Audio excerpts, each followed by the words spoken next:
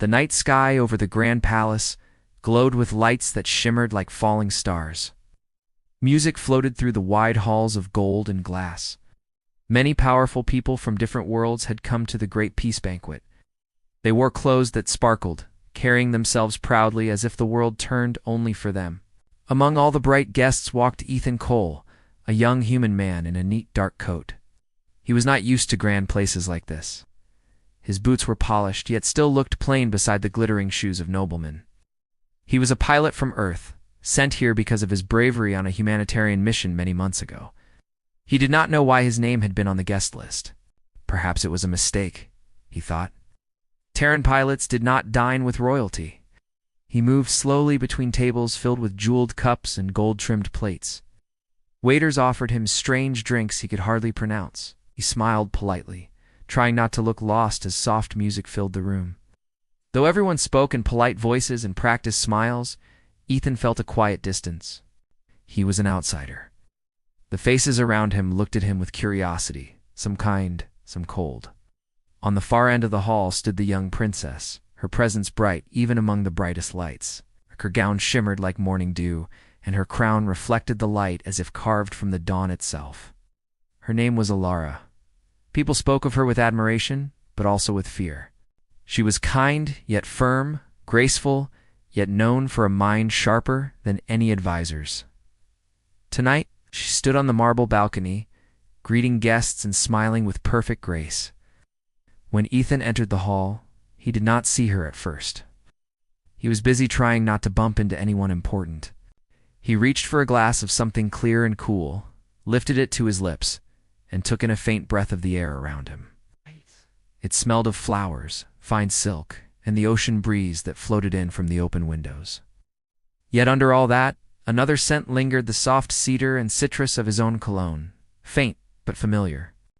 Across the room, Princess Alara froze mid-sentence. A noble beside her said something polite, but she did not answer. The color on her face faded for an instant, replaced by a quiet tremor in her eyes. She turned slightly, scanning the crowd, her golden earrings trembling. Her heart gave a strange, heavy sound inside her chest. That scent. Memory rushed in like a sudden wind, storm-sharp and wild. Shattered glass rain falling from the sky. The crash of thunder, her frightened guards, the broken seat of her hovercraft lying twisted in the mud. And through that chaos, a man had appeared, wearing the same dark coat, his face cut by rain and light. He had pulled her up, shielded her with his own body, and carried her through the storm without a word. His scent had filled her senses just before she lost consciousness. When she woke, he was gone. Now, here it was, again the same quiet fragrance drifting through the palace air. When Ethan finally looked up toward the dais, their eyes met. It was only for a second, but it was enough to stop both hearts. She stared as if seeing a ghost, while he, unaware of why she looked that way, gave a simple nod, half nervous and half polite. The music went on, yet the air around them changed. Ow. The princess felt the edges of the room blur, her smile fading into quiet shock. People kept talking, bowing, making toasts, but their voices seemed to come from far away. She took a single step forward. The guards near her shifted, unsure whether to follow. But she lifted a hand, soft yet commanding, and they stopped. She descended the marble stairs slowly, her gown whispering against each smooth step. The crowd parted in silence, surprised to see the princess moving toward the lower tables. Ethan straightened instinctively, unsure what to do. He felt every pair of eyes turned toward him. It felt like standing in front of a firing squad. He thought maybe she wanted to ask why he was here. Maybe it was a mistake for him to come. When she stopped before him, he could see a calm sadness behind her royal poise. Her voice was gentle but carried authority. "Forgive me," she said. "Have we met before?" Ethan blinked. Her voice stirred something faint in his memory, to the storm. The frightened voice calling through the wind, the hand reaching for his. But it all felt like a dream. "Not formally, Your Highness," he said, his tone respectful, unsure. She studied his face, as though reading a story written long ago. Then, almost to herself, she whispered, "The storm. You were there." Ethan hesitated. "I was there during a rescue crash outside the Southern Valley." I helped someone reach their guards before the storm grew worse. Her lips parted in recognition. The hall around them seemed to disappear. The scent that had drifted through the air now carried a weight of remembered fear, gratitude, and something softer, something neither had spoken of before. At that silent moment, with music fading behind them, it was clear to everyone watching that something deep, something human, had just begun again. The hall quieted around them as if the air itself listened. The music, the talking, the laughter, all felt far away. Princess Alara and Ethan stood face to face, unsure of what to say next. Yes. The guards at the edge of the room watched with careful eyes but did not move. Every guest could feel that something unusual was happening, something not planned or political, something simply human. Ethan lowered his head slightly, hoping to end the tension. "Your Highness," he said in a steady voice, "I did not mean to cause any trouble. I was only doing my duty that day." Alara looked at him for a long moment, as if she was trying to find words that fit what her heart already knew. "You did more than your duty," she finally said. Her voice was gentle now, full of memory. "You saved my life." Her words drew a quiet gasp from the crowd. People looked at one another, whispering softly. It was not common for a princess to speak so openly to a soldier, much less to remember one. But Alara seemed not to notice their surprise. Her eyes rested only on Ethan. "It was a terrible storm," she continued. "The wind tore through the valley, and I remember falling, thinking I would not stand again. Then you were there. You carried me. I remember your hands, your eyes, and your scent in the air." She paused. "You left before I could thank you." Ethan shifted awkwardly, not used to being praised before so many. "I only did what anyone would have done, Your Highness," he said softly. "You were hurt. I could not just leave you there." Alara smiled faintly, but there was sadness behind it. "No," she said, "not anyone would have done that. Many see rank first and kindness second. But you saw a person, not a title." Ethan did not know what to say. Around them, conversation began to rise again. The court musicians started to play a slower song to ease the tension. Lara turned her head slightly, realizing how many people were watching. She took one step back, her face returning to calm dignity, but her eyes still held that earlier warmth. "If you will allow it," she said, "I would like to speak with you privately after this gathering." Ethan bowed gently. "As you wish, Your Highness." The rest of the evening felt unreal. While guests continued their chatter and feasting, Alara's mind wandered again and again to the valley. She remembered the broken airship, the screaming wind, the pain in her leg, and the strong arms lifting her from the ground. She had never forgotten that day completely, though she had tried. The life of a royal left little room for moments of feeling, and she had learned to bury them beneath rules and schedules. Yet now, standing so close to him again, everything she had hidden burst to the surface. When the banquet ended, Alara left early, claiming she needed rest. Ethan followed the signal she sent him through one of her attendants. He was led through quiet hallways of stone and light until he reached a large garden behind the palace. Moonlight spilled across neat lines of flowers that brushed in the soft wind. At the center stood a pond so clear that the stars above looked trapped inside it. Alara stood near the water, her reflection trembling with each ripple. Her gown shimmered faintly, but her crown was gone. She had dismissed her guards to speak freely. Ethan approached carefully and bowed again. "Your Highness," he said, "you wished to see me." She turned to him, smiling a little. "Out there," she said, pointing toward the horizon, beyond the mountains, "that is where you found me. For weeks after, I sent people looking for you, but no one could find your name. I could only remember your face and the scent that followed you. It stayed with me when I closed my eyes." "I didn't want to be found," Ethan replied with a shy honesty. "I didn't think it was right. Saving someone doesn't make me a hero. It just makes me lucky enough to be there." Alara stepped closer, the wind catching a strand of her hair. "You speak like a man who does not know his worth," she said softly. "That day changed me, Ethan. Before then, I believed kindness came only from law and order. You showed me it comes from heart." Ethan smiled faintly. "Maybe that's all humans are good at," he said with quiet humor. "Getting hurt, helping each other, and somehow keeping hope alive." Alara laughed gently, the sound light as the breeze. It was the first genuine laugh she'd had in months. "Hope," she said. "Yes. Maybe that is what I saw in you. They stood in silence for a while, the wind carrying the smell of the garden around them. Somewhere far in the city, bells began to ring, marking midnight. Ilara turned to go, but stopped, glancing back once more. "Tomorrow," she said, "the council will meet again. They will speak of ways to increase peace between worlds. It will be full of talk and rules. But tonight I am thankful for something simpler. Thankful that a man with a kind heart once reached out his hand to me." Ethan bowed his head slightly. "Yeah, and I am thankful," he said, "that you remembered." When she walked away, the night seemed quieter, the stars brighter. Ethan stood alone, the scent of flowers around him fading into the same cool air that had carried his cologne through the hall. For the first time since the storm, both he and Ilara felt the same strange pull of fate, something gentle, human, and impossible to forget.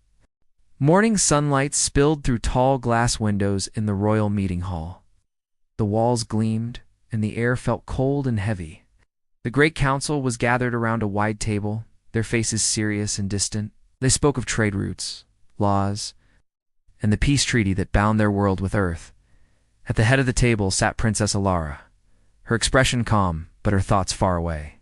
She had barely slept. The memory of the garden, the sound of Ethan's voice, and the warmth of their talk replayed in her mind again and again. It was strange how one simple meeting could change the way she saw everything. The world had not changed, but her heart had. As the council members continued their speeches, Ilara's advisor, a man named Alden, leaned close to her. He was older and strict, known for his loyalty and his fear of breaking tradition. "Your Highness," he whispered, "we have received reports that a human officer was seen near the lower gardens last night. I hope there was no breach of protocol." Ilara felt a small pulse of worry but kept her voice calm. "There was no breach. I met him myself." Alden stiffened, his eyes wide for a moment. "You met him, Your Highness?" "Yes," Ilara said simply. "He is the man who saved me during the glass storm months ago." Alden frowned deeply. "That may be true, but it is dangerous for you to be seen with him. People expect strength and restraint, not curiosity about a foreign soldier. This becomes public, it may affect the peace talks." Ilara's gaze turned soft but firm. "If peace is so fragile that it breaks because a princess thanks a man for saving her life, then it is not peace at all." A hush fell across that side of the table. The council members shifted uncomfortably. Alden said no more, but his face showed disapproval. Lara looked down at the papers before her, pretending to listen, though her mind drifted again to Ethan. At that same moment, across the city, Ethan stood near the large silver gates of the royal dock. A small transport ship waited for him, ready to return to Earth. His orders had come early that morning: return home, report to command, and await further duty. There was no reason given, but the tone was clear. The council wanted him gone. He looked up at the quiet sky, feeling a strange pull in his chest. Part of him wanted to obey and leave before causing any trouble. But another part of him, the stubborn human part, whispered that leaving now felt wrong. He had only just found answers to the question that had haunted him since the storm. As he stood there, a messenger approached quickly. "Sir Ethan," the young man said, holding a small device. "This just came for you." Ethan took the small device. It glowed softly and played a short message. The voice that came through it was instantly familiar. "Do not leave yet," Ilara said. "Please wait." He stared at the screen, heart pounding. She sounded calm but determined. There was no explanation, no title, only those simple words. Ethan slipped the device into his pocket, made his decision, and turned away from the docking ramp. He would not go. Not yet. That night, lights burned late in the palace. Ilara stood again by her window, watching the dark outline of the mountains. The city below glowed with quiet life, tiny lanterns swaying in the warm evening air. She wondered if Ethan had received her message. Her fingers traced the edge of the window frame nervously. She knew the council would not forgive her if they found out she had sent it. A knock came at her door. Her maid entered hurriedly, whispering, "Your Highness, there are guards in the lower wing asking questions about the human guest. They seem angry." Ilara's heart tightened. "Tell them he has left for Earth." The maid nodded but looked unsure. "And if they ask again, say the truth," Ilara said with quiet strength. "Say that I ordered him to leave." The maid bowed and left quickly. Ilara closed her eyes. It was a lie, but a kind one, meant to protect him. Far away, Ethan had found a small shelter near the foothills on the city's edge, the same valley where the storm had first brought them together. The place was quiet, with streams that ran between rocks and air that smelled of fresh rain. He lit a small lamp and waited, knowing nothing for sure, but feeling everything too deeply. Time passed slowly, until he heard light footsteps on the stones outside. He turned, expecting guards, but instead saw a figure in a dark cloak, making her way carefully down the slope. When she stepped into the light, he saw the shine of her eyes beneath the hood. "Ilara?" he whispered. She nodded, pulling back her hood. "They want to send you away," she said. "I could not let that happen without seeing you again." He was too stunned to speak for a moment. "You risked a lot coming here," he said gently. She smiled faintly. "Some risks are worth taking." They stood together in the quiet valley where it had all begun. The same peaceful wind moved through the grass. The memory of fear was gone, replaced now by something calm and sure. Ethan looked up at her and said, "Whatever happens next, this place will always mean something." Ilara nodded. "Yes," she said softly. "It began with a storm, but maybe it ends with understanding." Neither of them noticed how bright the stars had become that night, shining like tiny witnesses to the choice they had both made to follow their hearts in a world that was not kind to such things. The next morning came quietly, but peace did not follow it. The palace was full of whispers. Servants moved quickly, fearful of being seen talking for too long. Guards filled the hallways, their faces hard. Something heavy hung in the air, like the world had stopped breathing. The council had discovered that the human officer had not left the planet. They had also learned that the princess herself had been seen near the valley at night. The rumor spread like fire. In the grand meeting room, the council members stood around the long table again. The sound of their voices was sharp and full of anger. "This puts the treaty in danger," said one advisor. "People will question her loyalty." Princess Ilara entered the room calmly, though her heart raced. Everyone bowed quickly, but no one smiled. "Your Highness," said Alden, her old and strict advisor, "we have received reports that the human soldier is hiding nearby. This is a serious matter." "Did you know of this?" Lara stood tall and met his eyes. "Yes," she said. The room fell silent. The council members exchanged looks, shocked by her honesty. "You understand the trouble this causes?" said another advisor. "He's an outsider. He should have left when ordered to. By protecting him, you've broken protocol and damaged the council's trust." Ilara took a deep breath and spoke with quiet strength. "Ethan Cole saved my life. I will not call it a crime to thank or protect him. He acted with courage when there was no rule or law to guide him. I owe him my life, and I will not hide that truth from anyone." The words hit the room like a wave. Alden frowned deeply. "Gratitude is one thing, Your Highness," he said, "but sentiment is dangerous. This man may use your compassion for his own gain. If he truly came for peace, he would not disobey orders." Ilara stepped forward, her eyes steady. "You talk about peace, as if it is made of signatures and paper. Peace comes from hearts that choose trust over fear, and if I must be judged for seeing that, then so be it." The council hesitated. They could not argue with her directly. Her voice held authority they could not challenge. But it was clear they would act soon. That same day in the quiet valley, Ethan waited. He sensed the tension building. The air itself seemed to shiver. He stood near the stream, trying to calm himself. He had seen enough of politics to know what was coming. When night fell, the sky above filled with faint lights patrol ships. They moved slowly, searching the ground below. He knew they were looking for him. He picked up his travel pack, ready to move before they reached the cave where he had been staying. But before he could go, he saw a figure appear at the ridge. She was small in the dark, but graceful even in haste. It was Ilara, wearing a plain gray cloak with her hair tied back. He hurried toward her. "You should not be here," he said in worry. "They'll follow you." "You are already in trouble because of me." "I had to come," she said, breathing hard. "They know you are here. They will catch you by dawn. I can still help." He looked at her helplessly. "Help me. You will only risk more." She stepped closer, lowering her voice.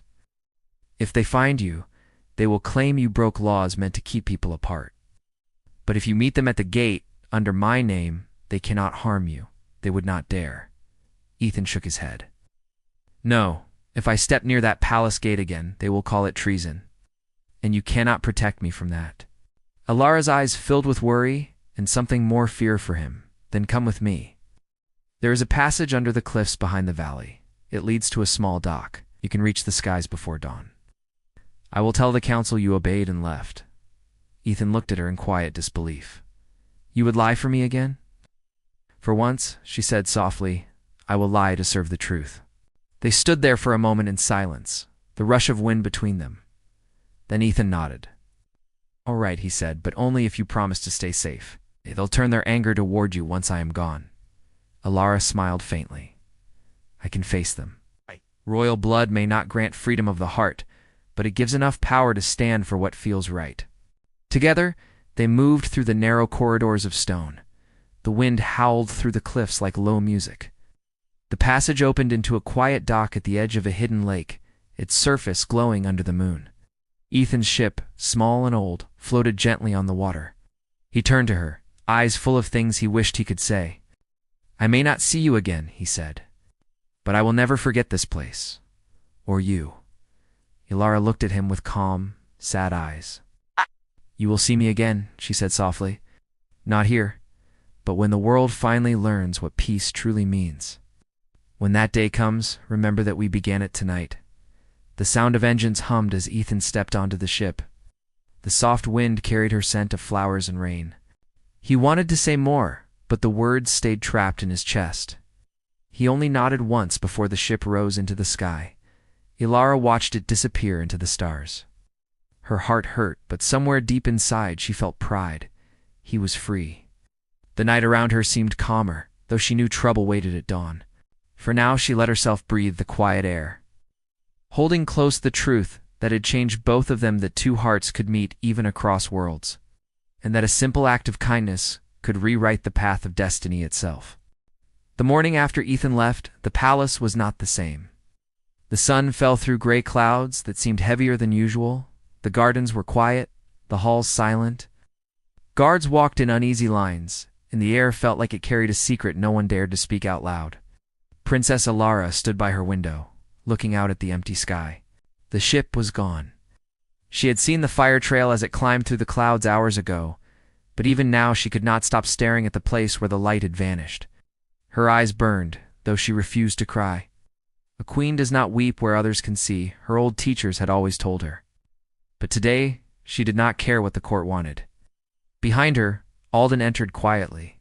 The sound of his boots broke the stillness. Your Highness, he said, the council met this morning. They have accepted your explanation. Soldier has departed under your direct orders. Matter is closed. Closed, Alara repeated softly, still facing the window. Peace is always so quick to forget, isn't it? Alden hesitated. You did what you had to do. The treaty stands. The people will never know. Alara turned her head slightly. Her eyes were calm but full of quiet fire. They will know one day. Maybe not soon, but they will remember his courage. And they will see that peace is not made by hiding truth, but by living it. Alden said nothing more. He bowed and left the room, leaving her alone with her thoughts. Far above the world, Ethan's ship drifted through space. The stars looked endless, stretching like silver dust in the dark. He had set the course for home, but his heart was still behind him. The crew slept in silence while he sat in the cockpit, staring at the view ahead. He thought of Ellery, her calm voice, her brave eyes, her laughter near the water. He could almost still smell the faint scent of her hair mixed with the rain when the wind had brushed past them in the valley. He smiled sadly. It seemed strange to miss someone he had met only twice, but it felt as though he had known her his whole life. As the ship passed into the shadow of a moon, Ethan opened the small metal box on the console. Inside was a tiny folded ribbon, the same ribbon that had held Alara's hair the night she came to see him. He had found it near the dock after she left. It was simple, light, and soft, like a piece of her memory left behind to travel with him. Strange thing, destiny, he whispered to himself. It always leaves you something to carry. Years passed. Seasons changed. Nations grew. And peace between worlds slowly turned from a fragile promise into a living truth. The story of a princess and a soldier began to move quietly through the people knot. in the official histories told by rulers, but in whispered tales told between travelers and workers. No one knew if it was real, but they spoke of a girl from one world, and a boy from another who had looked beyond law and rank to see each other's hearts.